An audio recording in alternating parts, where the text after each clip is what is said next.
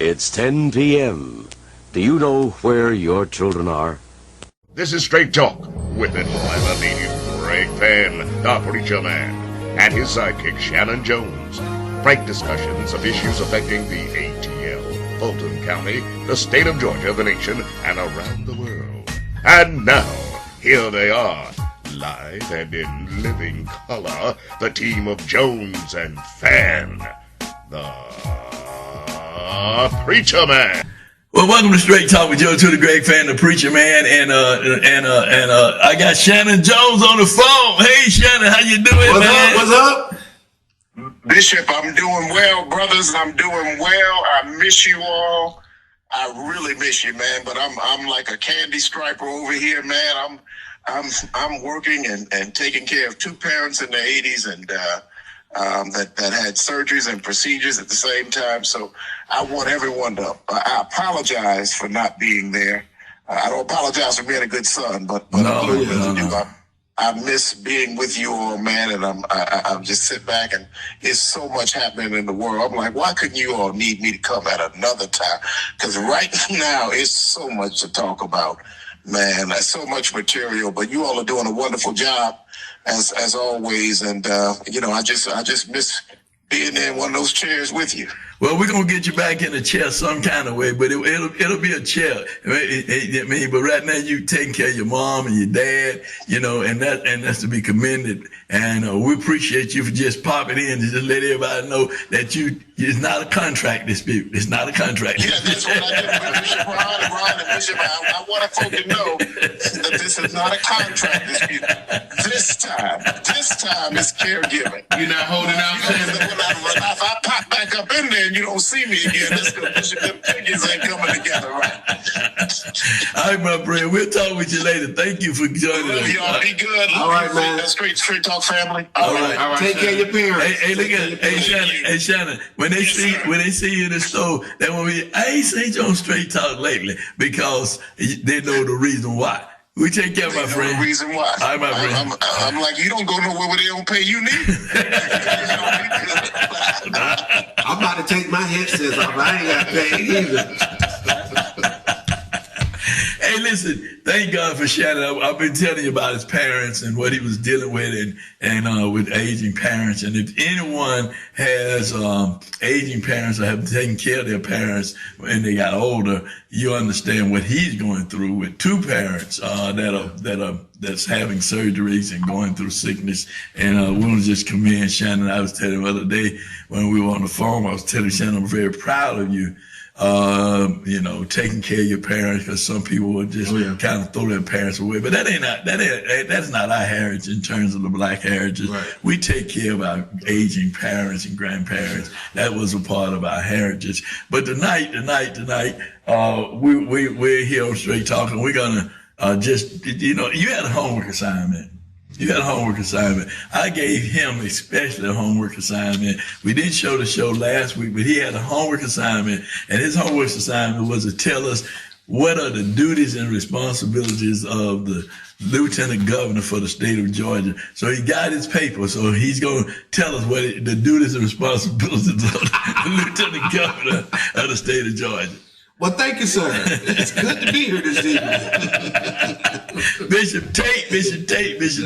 He's going to do it. Come on, Bishop. Tell us, Bishop, what's the duty? Okay, well, the duties of the lieutenant governor is similar to that of the vice president of the United States. He or she, that office, they are elected, and they are now at the federal level. They are connected to a party.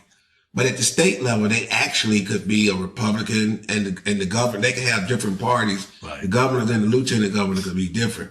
But that being said, the lieutenant governor presides over the Senate, over the, if you want to say, the Congress of the state, the Senate. He or she also, if there are departmental issues, that person would be there as a voice. Anything, they'd be a buffer to the governor. They should work hand in hand, and it's unique whenever you have different parties at those two levels, and it requires them to work together. Well, you did a semi good job. But I'm sure you'll fill in the gaps. I'm going to fill in the gaps. Will. He sits over the Senate, and he does make appointments to various committees for the Senate, because even the House and the Senate both have committees. In the House, on the State House side, which are the representatives, they are not the lieutenant governor, but the Speaker of the House appoints chairs to various committees. He appoints, or he or she, the lieutenant governor presides over the meetings and also make appointments to the various boards and committees, and serves on different boards and committees to represent the state of Georgia. And then, like you said, in the absence of the governor, then he or she presides, and then they're in charge of the executive branch of the governor. And the lieutenant governor is a part of the governor's staff. But he or she is a constitutional officer, but they're still a part of the governor's staff. So when the governor's having his meetings and all like that, then the lieutenant governor is a part of those meetings. I just want us to, sometimes we don't look at other offices and the responsibilities of the office, and sometimes people running for these positions, they don't even know what the position is all about and what they're doing in those positions. That's why we get a lot of chaos and confusion when people are elected in office, because they don't know the difference between a city council person and that responsibility, a commissioner and that responsibility, a state house representative and their responsibility, and that of a state senator and their responsibility. And then we go on and on and on in terms of the constitutional office, in terms of congressmen and senators. Congress people, they do a 2-year stitch, then they got to run again. Senators do 6 years before they have to run again. And so these are things that people don't know, that a lot of people don't know. Some do know, but we are here to help educate people about what these offices are. And I want to thank you for doing a great job. Great job. Keep your headset on. Great job. Ron, we didn't get a chance to add a program last week, and I want to get back into that discussion in terms of the early voting started Monday. And thank those of you going and voted early. And I found out something. I went to vote early. And when I went to vote early, usually when you vote, you cast your vote in the machine, right? So they sent me to the machine to cast my vote to the machine, but it kept rejecting my ballot. And then so the lady came over and she said, "What city do you live in?" And I told her what city I lived in. She sent me to another machine to cast my ballot in that machine. So for people who are going and voting, I want you to know is that perhaps if you go into cast your ballot, and as we normally do, everybody go to the same machine, you would probably have to tell them what city you're in, so they'll send you to that particular machine in terms of voting, right? So I just want to pass that on as a bit of information for those who have not gone to vote early. Good information, Bishop. Yeah, and I hope that you voted. You voted, all right. And did you have to go to another machine? Okay, all right. So I just want to make sure that we're on the same page, right? Okay, because I don't know, because I don't want them playing trickery. That's why I asked you that question. No, we had the ballot box. Okay. They gave me the orange or the yellow, green card. Right. And then when I took it out, I went to this barrel. Right. Where they scanned it. Okay. There was just one scanner. Okay. And I dropped it in, and that was it. Okay. Because they gave me a yellow card, but the lady said I needed a pink card because I was going to another machine. So I don't know. I guess it's different from city to city, but that's something for us to watch and be aware of. Yeah, I look out for that too when I'm going. Right. Now let's talk about the races. It's off and running, and now we talked about the governor's race, and we'll just touch on that a little bit, touch on lieutenant governor's race, and then go down ballot, because we want people to understand to go down ballot. And a lot of stuff that's going to be on your ballots won't be on my ballot, because they asked a lot of questions. Should the elected official be able to serve if their deniers and all that other kind of stuff. And that was on my ballot. I don't know if it's going to be on you all ballot, but read those questions, because the questions are important, because for each party, they want to know it's a survey pretty much to see how the voters feel about certain initiatives that's taking place. So, what are you feeling about the governor's race, Ron? It's going to be an issue-based race. Certain issues are just consistent in the state of Georgia, time in and time out. Wage disparity between different community groups. We still have African Americans lagging behind in terms of income, pay equity with white citizens in the state of Georgia. We really want to look at ways in which we can expand the revenue streams for communities to take better control over their means of production.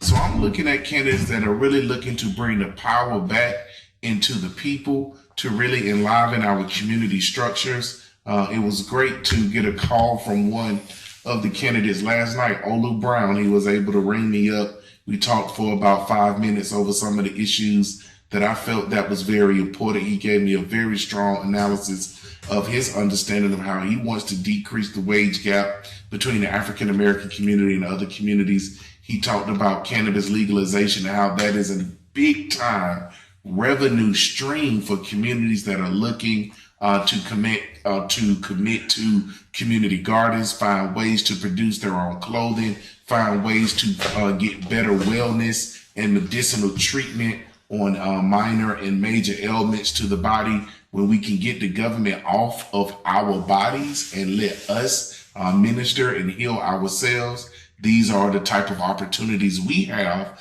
as community members to take back control. So I'm looking at some of the lesser known candidates, at least to many of our viewers. They may be lesser known candidates, but these are the candidates that have the real progressive platforms that are going to put more money in our pocket. He also talked about, as an educator, eliminating the state income tax for Georgia public educators. Let us be exempt. Let us keep more money in our pocket since we are serving our communities. These are points that I feel that need to be uplifted, that other candidates may be ignoring or maybe have brushed to the side.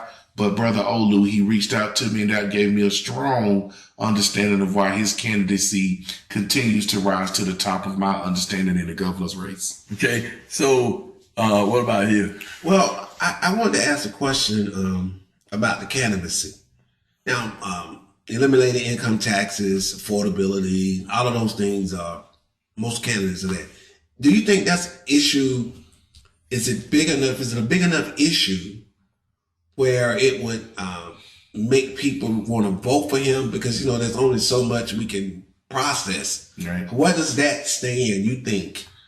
I think restoration has to be a big point of emphasis for Georgia communities. Our government has stood blithely by and allowed corporations to totally decimate our housing market. They've allowed corporations to decimate criminal justice. When we look at the amount of marijuana arrests and the cannabis usage of that, it has been a weapon against Black and poor communities to lock up many of our young men and our young women.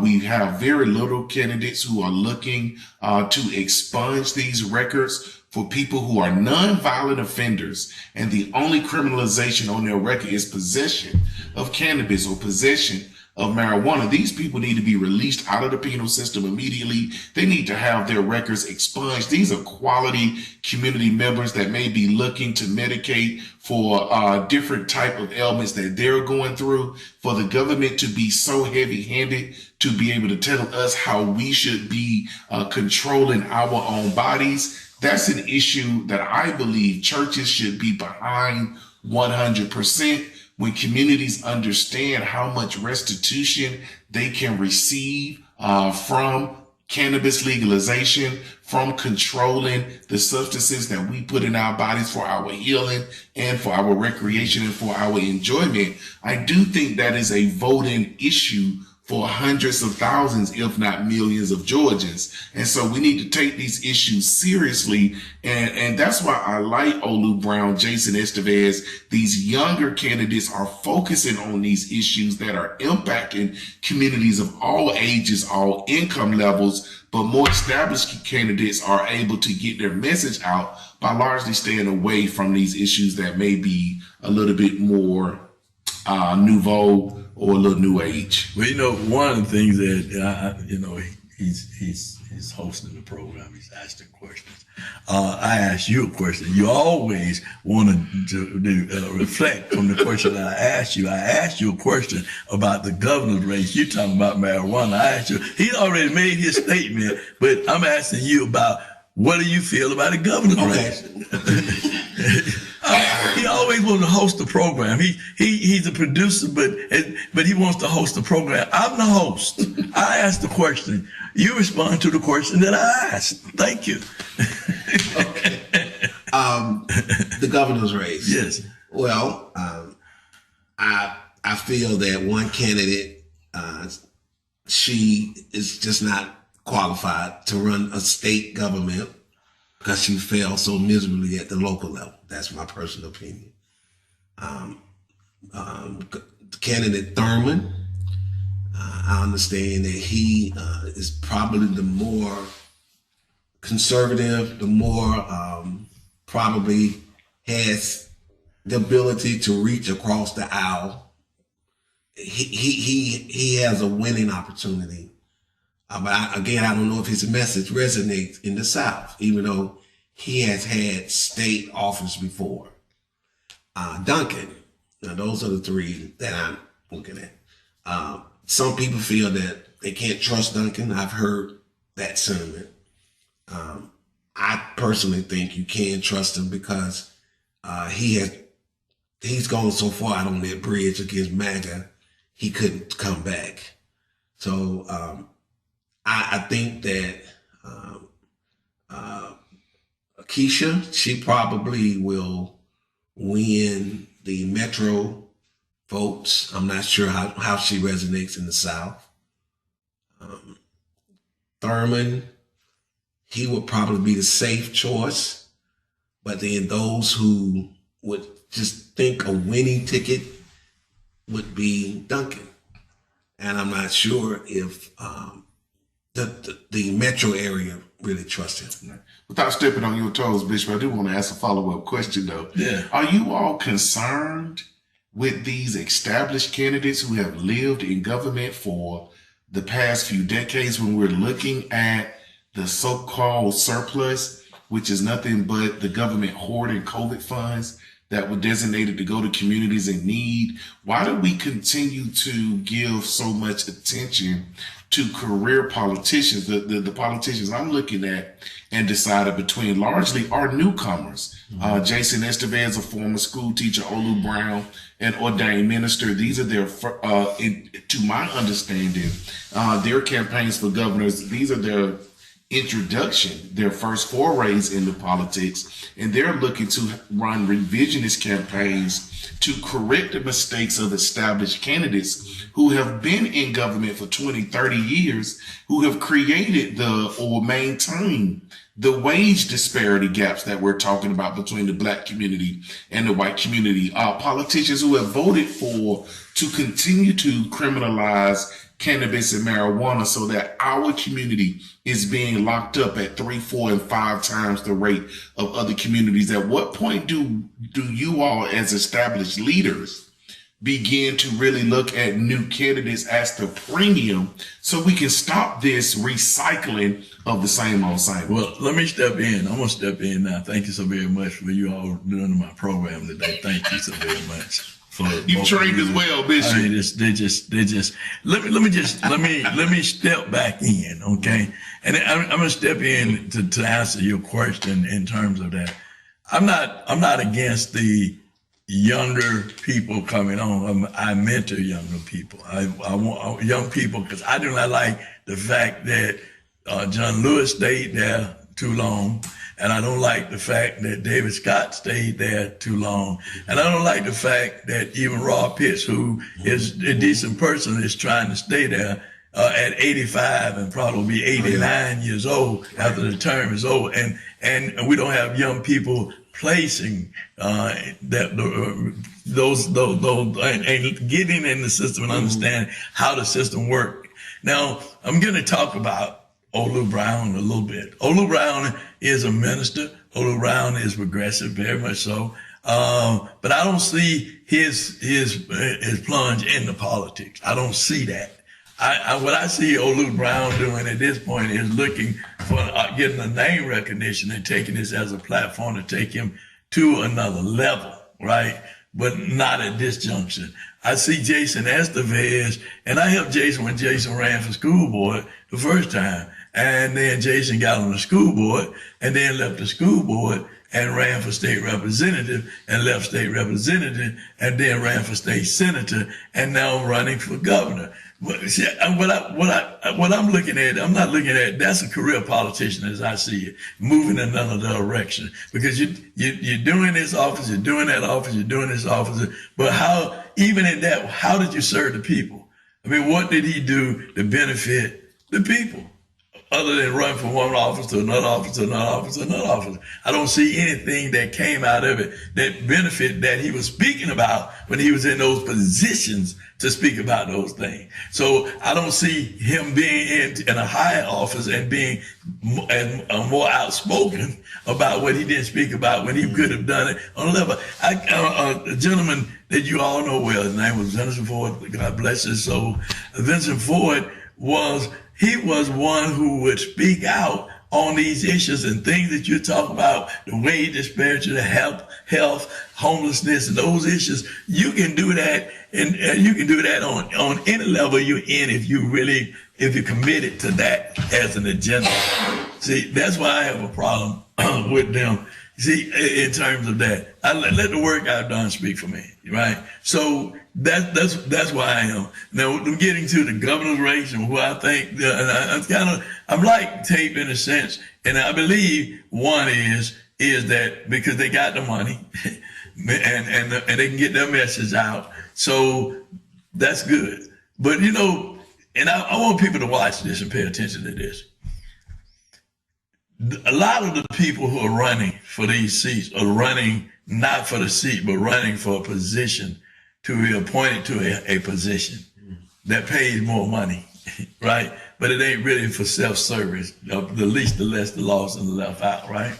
And I understand what you're saying in terms of the monies, because everybody's now talking about, oh, we're going to give your money back. We're going to not tax your property. We're going to do this. We've heard that before. But when they get there, they don't do it. And then the other issue is trying to do it is you got to be able to get the votes to pass it. You can be as vocal as you want to be, but if you don't have the votes, we know that what's going on in D.C. right now. If you don't have the votes, you can't get nothing done. So what I'm looking at is at this time, this junction, honestly, is the actual people who are going to be doing something, who are proving themselves as being real leaders and bringing about change. Now, people still don't want to say about Michael Thurman, but Michael Thurman has proven in every place that he has been at that was destructed, that was torn down and everything, he's came in and changed the dynamics and the narrative of those situations. So he's a proven leader. He's a proven leader. So, and he did the things that he said he did when you talk about labor, at the labor board. He did those things. He created job opportunities and those kinds of things that help people. He did those things. So, I mean, I think that's why I just don't think that he has enough money to get his message out, clear to get his message out. But I'm tending to believe, or as you say it is, that probably it will be Duncan in that primary race. Duncan will probably end up being the nominee for that, because he will win votes from those conservative Republicans who are not MAGAs, who will switch over and vote like they did Denise Bajette over Cynthia McKinney. And they'll do it again, and they'll come over and switch and vote for him in the primary to get him an opportunity to win the Democratic nomination, along with some other ethnicities black people too, that will vote to help him to get over in that primary. I'm concerned no more about the one down ballot, because as I talked about, and we've said this, is that whoever's at the top can't do anything unless they get the votes. Unless they got that body, the vote to pass whatever their agenda is. Somebody's gonna be their floor leader. Somebody's gonna carry their water. Somebody in the body, they're gonna do that. Then, with that being said, is we have to look at who's in that body is gonna be carrying their water. And that's the down ballot votes. That's the down ballot. We're looking at the top of the ticket, and we talk about this all the time, the top of the ticket. But what about those people like the lieutenant governor? What about the people who are going to be state house representative or state house senator? What about those individuals that will be voting on those issues that they voted on to change the narrative in terms of the 5 counties now, that their ballots will no longer say Democrat or Republican. It'll just say candidates for these offices. So we got to really look and dig in when we're talking about these types of things. That's why I said down ballot is important, and people need to be paying attention to what's on those ballots and who's running in those offices, and certainly those judges. Bishop, I completely agree with you. For our listeners who are consistent week to week, they've been hearing me talk about my desire to see the Democratic Party have a more cohesive agenda. Right. To see candidates at the top endorse insurance commissioners and labor commissioners and county commissioners, so we as the voting population begin to connect what the expiring executives at the top want to do in conjunction with what's going on at the local level, because that is how you build momentum. That's how you create an actual blue wave, which has been the mantra of the Democratic Party, the last 6 or 7 years, that they've been unable to really get that momentum going, because all of our candidates, I keep saying because I vote Democratic habitually, because third party candidates just typically are unable to move the electorate. And there have been nobody from the GOP, largely within my lifetime, that have been qualified enough to get my vote. So unfortunately, it seems as if my vote is kind of positioned to be looking at which Democrat can separate themselves from the pack. Let me just say this. And I had that conversation today with an individual, the lesser of two evils. We got to move away from that narrative. We're voting for the lesser of two evils. That's just really, we got to, now I'm going to let you go back to your point, but we got to move away from that narrative. They'll say, well, I'm just voting for the lesser of the two evils. Well, there are some alternatives to our two-party system. We see states like Maine and other states that go to ranked choice voting, in which it is more than just a two-party Republican and Democrat binary. You are able to vote in succession for candidates that you most prefer, and then rank them down from there. And that gives a greater access for smaller candidates with progressive platforms to get greater and greater voter support. Because even if you are not the top of the ballot, if enough citizens view your platform, see what you're doing, and add you at higher levels of the ballot, you will survive longer in the election process and be viable all the way through the general election. States like Georgia, where the politics are so racialized and so class stratified, ranked choice voting is rarely something you hear from political candidates, because they prefer the Democratic and Republican binary, because that limits the amount of choices that we have as a voting population. So I do agree with you, Bishop Van. We do have to stop voting for the lesser of two evils. If we continue to vote at the lesser of two evils,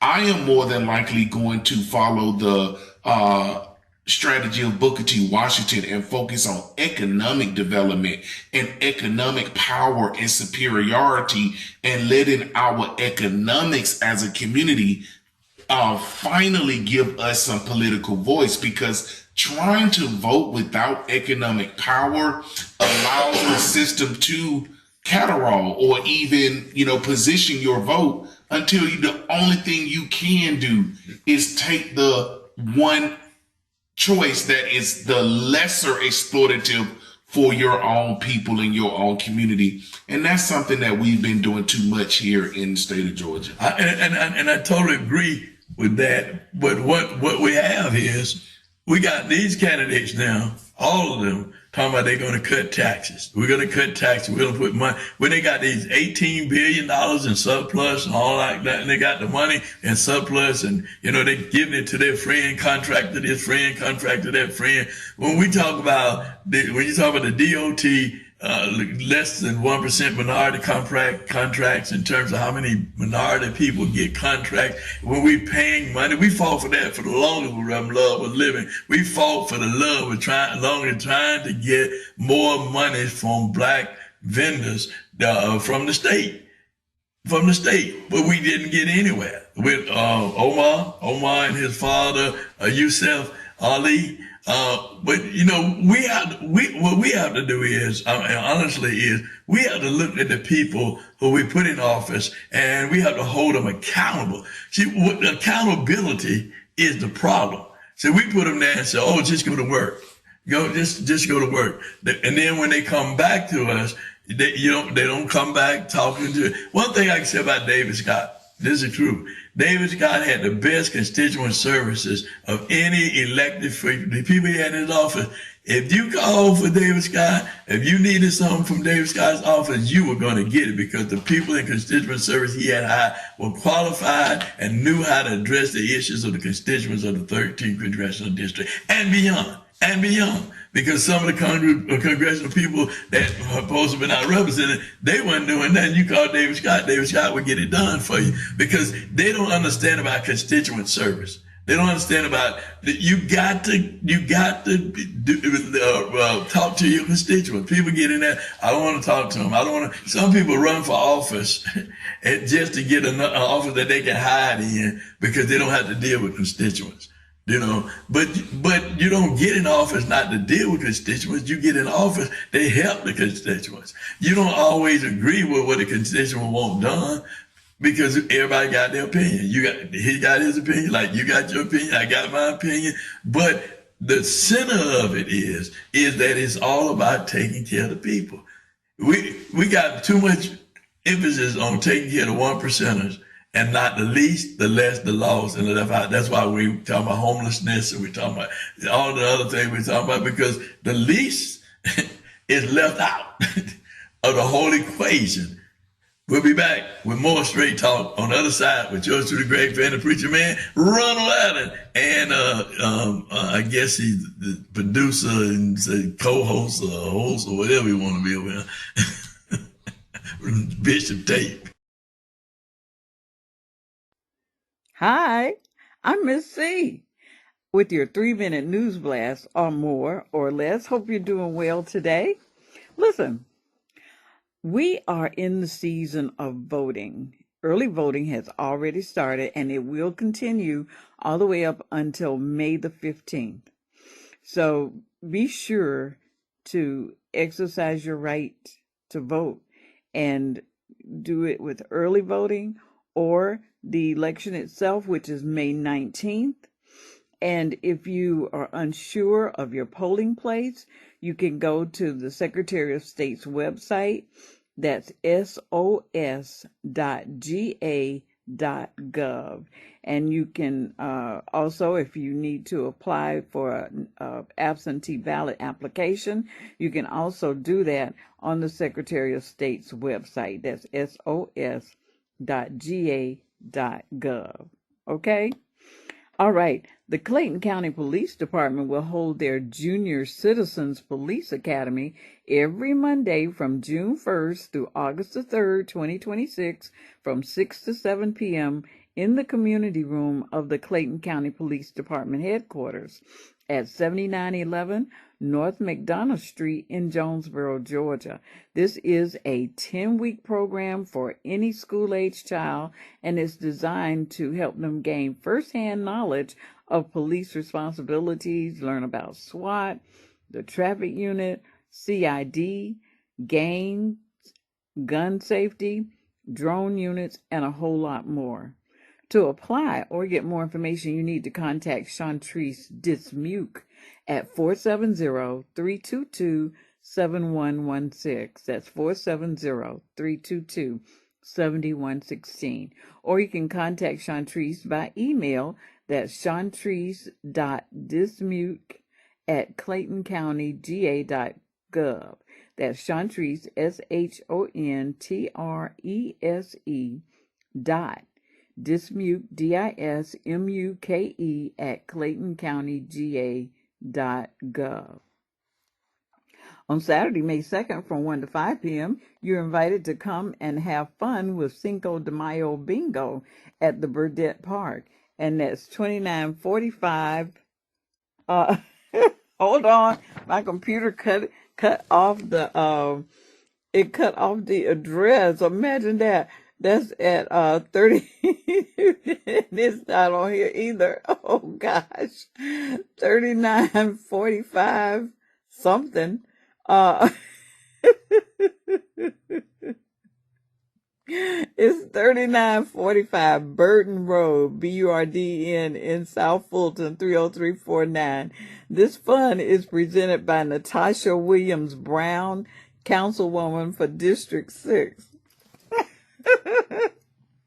I have fun. I'm sorry. I hope you did too. But listen, we'd like for you to do 4 things for us. We'd like for you to subscribe, to like us, to leave comments, and to share us. Don't keep Straight Talk News to yourself. Let everybody know what you know, that we are Straight Talk News.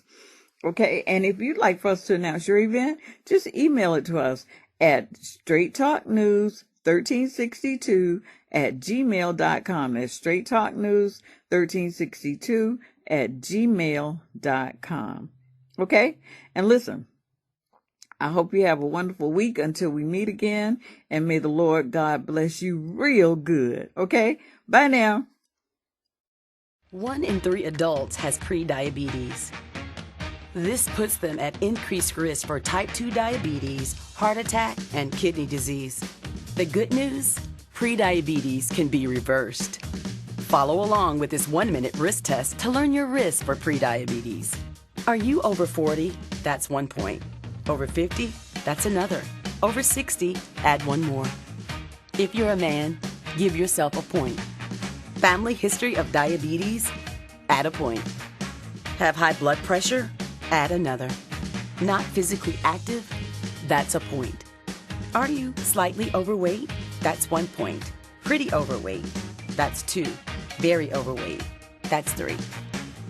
A score of 5 or more means you likely have prediabetes, so talk with your doctor. Learn how you can change the outcome at doihaveprediabetes.org. I'm Jacqueline Adams, your candidate for Super District 7 Commission. I'm looking out for the least, the lost, the left out. It's time to give power back to the people. Together, we can build a stronger, more inclusive DeKalb. Visit JacquelineAdams.org. Let's bring power back to the people. Vote for Jacqueline Adams, DeKalb County Super District 7 Commissioner.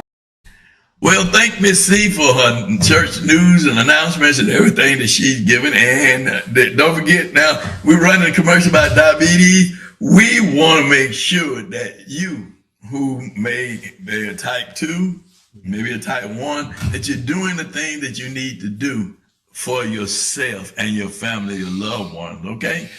Well, we're back now. Let's see. We got Bishop Tate, and he's giving us a thumbs up. Tate, let me ask you a question. Yes, sir. We've been talking about politics and everything. I know that you're a sports enthusiast. Yes. You like basketball. Okay. What is this I'm hearing about Steph Curry saying that he's not going to be playing anymore? And what am I hearing about, some of these players that say they're giving it up? What, you're in the sports. Well, actually, I haven't heard that. Yeah. But if Curry wants to give it up, he's accomplished everything. Okay. First ballot Hall of Famer. All right. Won multiple championships, NBA MVP. He'll go down top 10 player, and he'll even be top 5.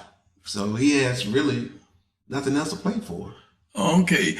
Well, Ron, that leads me to a political question. Why is it that someone has accomplished as much as he has accomplished as a young man, and some of the others that have left basketball, football, and all other things have made all these accomplishments, and they left for younger people to come in to show their talents?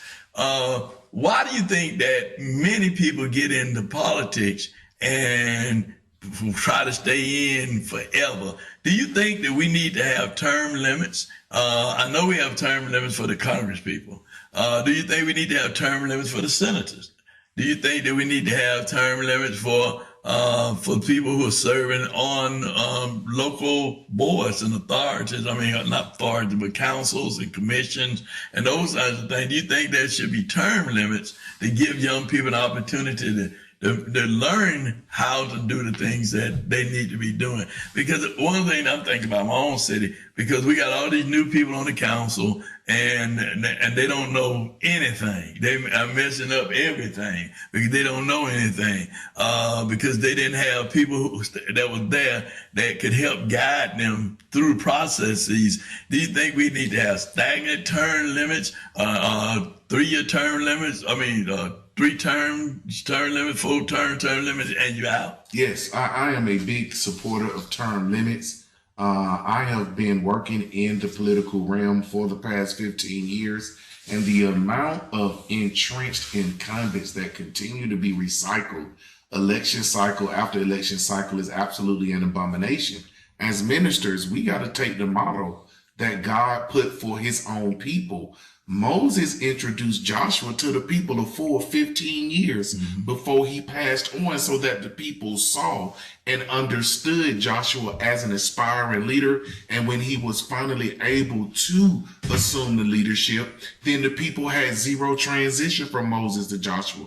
Bringing up John Lewis is one of the most fantastic examples about how our community has failed with established leadership raising up young people and then turn around and critiquing young people for having very little impact on the election cycles. So when John Lewis' seat finally became open, it went to a 5-person runoff with no established leader that had the hand of John Lewis on him or her to continue our execution of quality politics in that district. We also see, even in the civil rights movement, that when SNCC with Stokely Carmichael, they had to literally take SNCC in a different direction because the established leadership at the time just refused to hear the opinions, the directions, and the points of emphasis that young people brought to bear. So there is a big age issue in the Black community and in America generally. If you look at the Senate, the average age in the Senate, I think, is something like 71. The average age in government is like 64. And so we are having a large amount of old money politicians dominating beyond the range of their population representation. They're making decisions when they haven't worked for 40 years. They haven't been a part of the economic system for the last half century, because at the top of the economic spectrum, they've been taking their money right off the top and employing it through services and programs that they were able to railroad through the government because they are the government themselves. So we're going to continue to see young people opt out of the political system. We're going to continue to see young people refuse to buy in to conventional politics because our established leaders are doing a dynamite job of hoarding these positions, of refusing to mentor us and get us ready for leadership, and then being able to step out of the way at the appropriate time so that they can enjoy their life as an elder and allow the community to continue to evolve under the capable leadership of qualified younger people. And I said that because one is, I said earlier, I mentor young people. Like you guys are younger than me. Then other young people, my niece is 55. She's now the pastor of the church.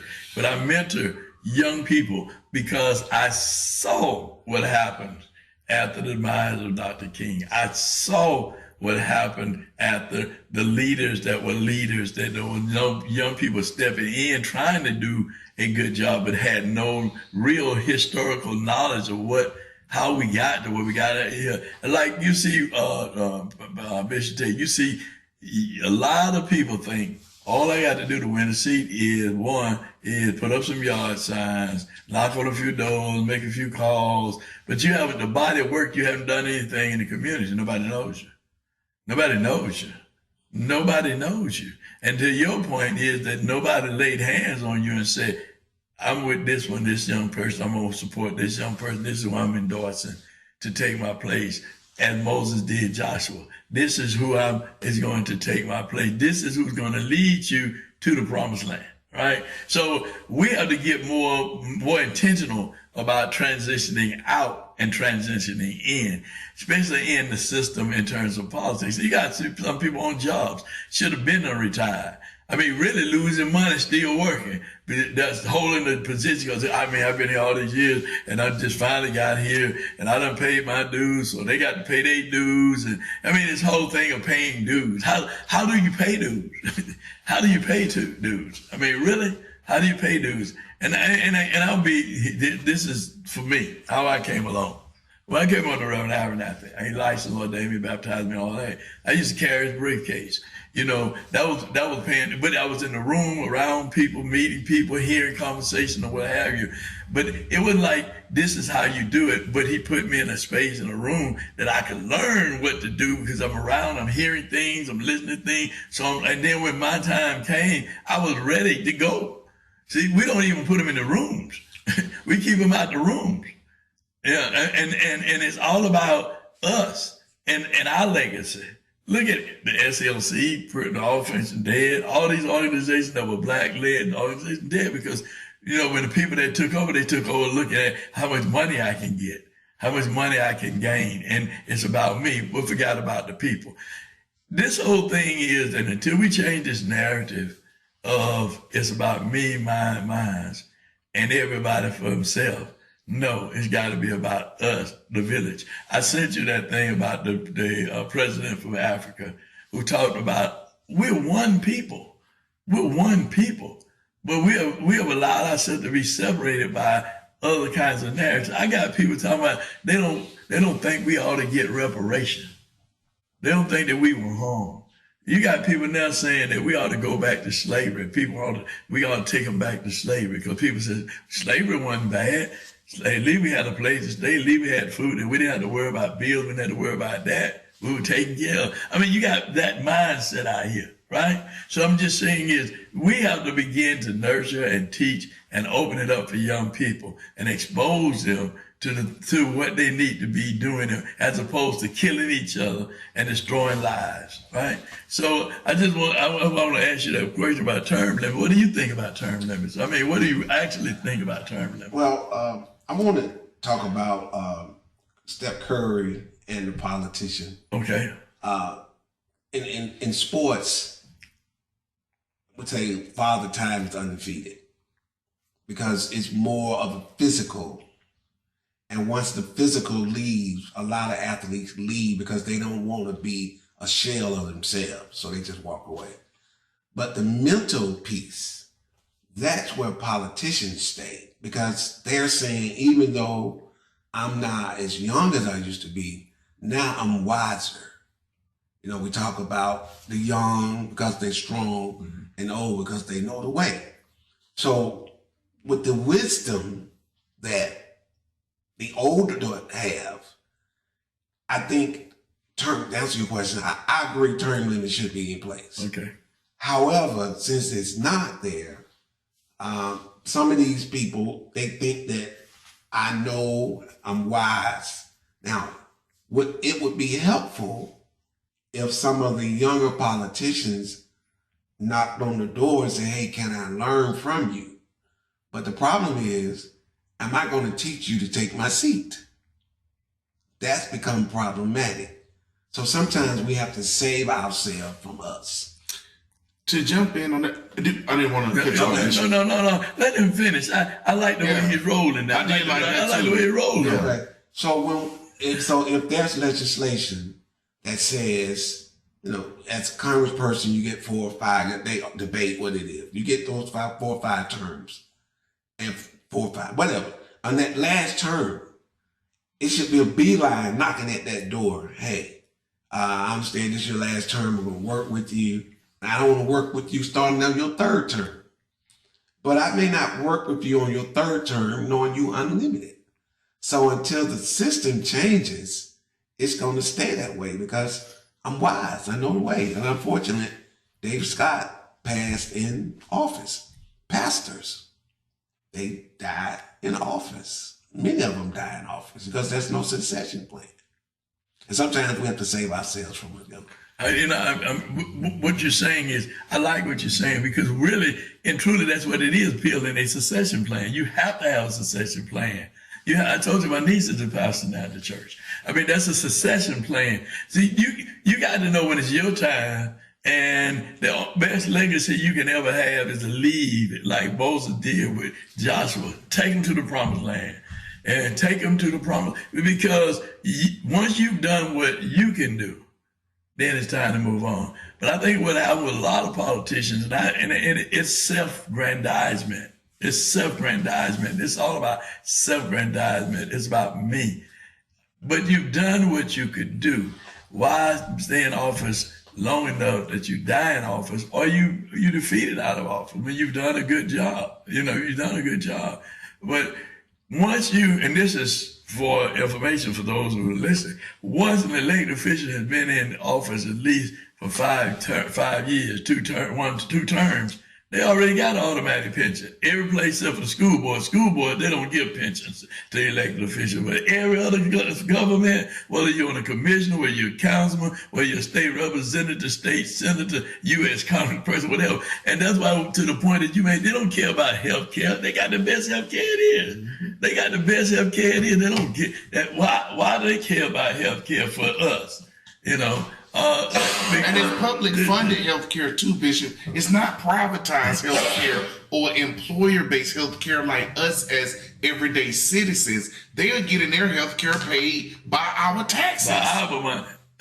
And so when we talk about the lack of term limits, particularly in a spirit-filled community, like I still believe the Black community is spirit-filled, but we have allowed the values of this system to trump the values of our God. Our God believes in term limits. The year of Jubilee established in the Hebrew Bible was a 50-year cycle where debts were canceled every 50 years. God did not believe in generational wealth where people and families that are on top 200 years ago are still on top today because the debts that they've been able to amass with other segments of the population continue to build and compound interest. Compound interest is against the code of the deity that we serve. So when we continue to conform to the American system, and I understand the economic and political pressures that even seniors face when it comes to retirement, many people still have to work because of the expenses. We have house poverty in America where people who have 5 and 6 bedroom houses, their mortgages are so much that they're unable to even afford furniture. And so even though they may be in their later years, they're in a position in which they have to continue working to maintain the lifestyle. But outside of those situations themselves, we are invested in a system that continues to shift wealth from younger Americans to older Americans with the tax code that we allowed Trump to pass in 2017 and extend in his re-election this term. We are in the current historical greatest transfer of wealth from young working laborers in America to retired and elderly Americans based off the tax code and tax incentives that we currently live and work under. So why do our older generations have so much antipathy and hatred toward their own children and grandchildren that we are unable largely to afford homes in the millennial and sub-millennial generations? We are getting married at such lower rates in millennial generations and sub-millennial generations, that the values that made the World War II and baby boomers the greatest generation have all been obliterated. And no one in the older generations seems to care that their children and grandchildren are floundering as we continue to uphold the puppet strings on these old politicians. Let me just stop you right now. Yes, sir. Ain't there'll be no one, because some of us are. Some of us are. And we lift you up, Bishop Fan, some of us and are. Others who are doing that. Some of us but are. We're talking about community-wise. I understand what you're saying, but I just want to make sure that I'm clear, because I don't want that person that's listening to the program to say, listen, that ain't me. You know. but if it ain't you, we thank you. We thank you. Yeah, we thank you. Because one of the things I think that we have to be really clear, politics is in everything. Politics ain't the people. I don't like to be a politics. I don't get about no politics. And when people say I don't vote, because my vote don't matter no way. Well, you ought to know now, if your vote didn't matter, why they trying to change the game in terms of your voting. We're going back to the same structure that we had before. They're moving us back quickly through public policy to take us back to that. And who create public policy is the people who we elect. And it goes back to what we talked about earlier. That's why it's important that we vote down ballot. And we know we voted for down ballot, that we voted for the right person to be the Secretary of State, that we voted for the right person to be the Secretary Labor Commissioner, the Insurance Commissioner, the Agriculture Commissioner. All of these people are important.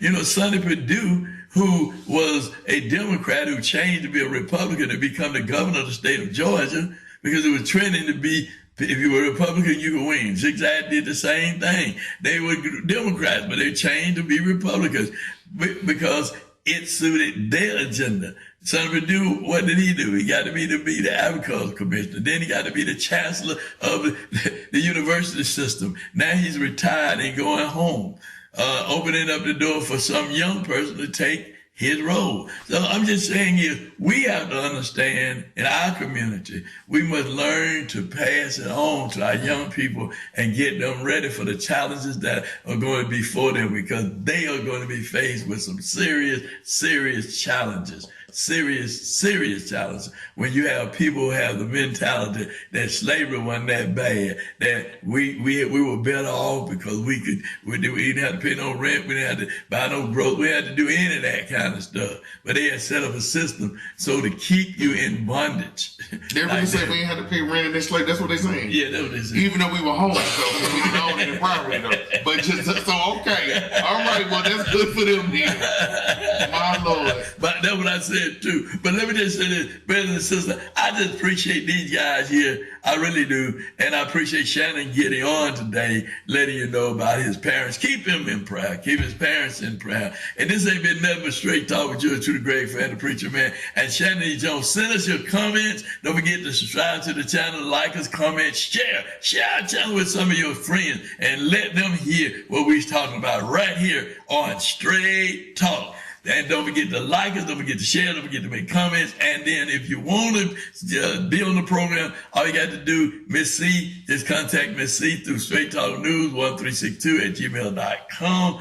And I want to also say this. When you voting, make sure that you know the people who are running for office. Do they know the position of the office they're running from and the duties of that office and how it will affect your everyday life? And what's the difference between a constitutional officer and an appointed officer? What are the differences in those officers? God bless you, and may heaven smile upon you, because this ain't been nothing but straight talk, and God bless you, stay strong. Won't you do that? All right, brother, let's take them on out of here. This ain't nothing but what? Straight Talk. Want to be a guest on Straight Talk? Email Greg Fan at FANN922@Comcast.net or call 404-308-0795. Join us again for another episode of Straight Talk with Shannon Jones and Greg Fan, the Preacher Man.